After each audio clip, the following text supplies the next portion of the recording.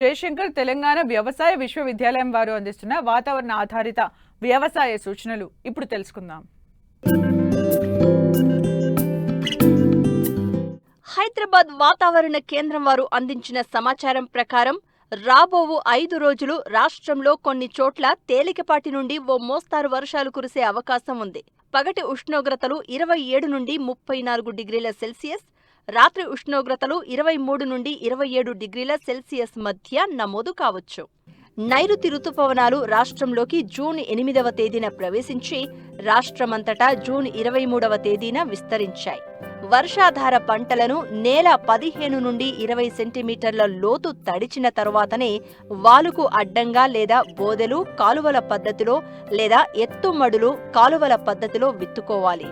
చెరువులు, కుంటలకు దూరంగా ఉండే తక్కువ నీటి వసతి ఉన్న రైతులు తమకు అనువైన తక్కువ నీటి అవసరమున్న ఆరుతడి పంటలను సాగు చేసుకోవాలి.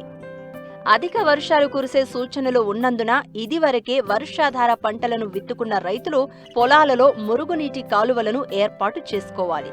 కోతకు సిద్ధంగా ఉన్న టమాటా, వంగ, బెండ, మిర్చి, ఆకుకూరలు లాంటి కూరగాయ పంటలను కోసుకోవాలి.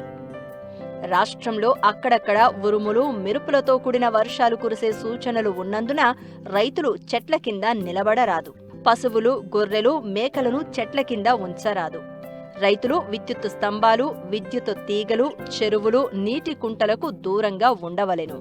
వరి సాగు చేసే రైతులు పచ్చిరొట్ట పైరుగా జనుము, జీలుగా, పెసర, పిల్లి పిసర, ఉలువలు లేదా అలసంద పంటలను విత్తుకోవడానికి అనుకూల సమయం. నీరు సమృద్ధిగా ఉన్న ప్రాంతాల్లో మధ్యకాలిక మరియు స్వల్పకాలిక వరి రకాల నారుమళ్లు పోసుకోవడానికి ఇది అనువైన సమయం. తెలంగాణ సోనా RNR 15-048 వరి విత్తనాన్ని జూలై మొదటి వారంలో మాత్రమే నారుమడి పోసుకోవాలి.